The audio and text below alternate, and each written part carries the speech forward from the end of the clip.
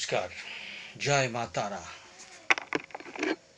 যদি কোনো জন্মকুণ্ডলিতে দেখতে পাওয়া যায় যে পনফোর বা অ্যাপোক্লিম থেকে পরপর 7টা গ্রহ অবস্থান করছে, তাহলে কিন্তু একটা অর্ধচন্দ্রাকার যোগ তৈরি হয়।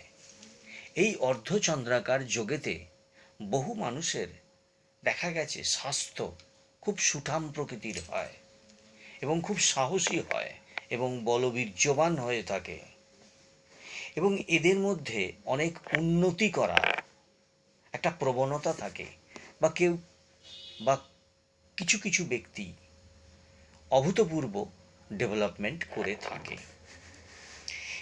এবার এই যে পনফোর বা অ্যাপোক্লিম, এগুলো আমরা জন্মকুণ্ডলিতে কিভাবে দেখব?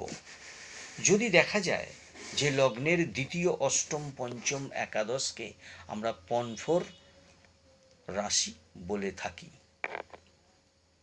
আবার যদি লগ্নের তৃতীয়, ষষ্ঠ, নবম ও দ্বাদশ স্থানকে আমরা অ্যাপোক্লিম বলে থাকি, তাহলে এই অবস্থানে যদি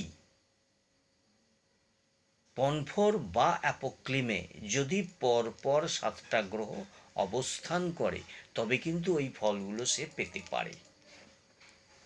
আবার যদি এই ফলগুলোর মধ্যে যদি কোনো বিপরীত গ্রহ ডিস্টার্ব করে, তাহলে কিন্তু তার অসুবিধা হয়ে ওঠে। দেখা গেছে এই অবস্থানটা যদি দ্বিতীয়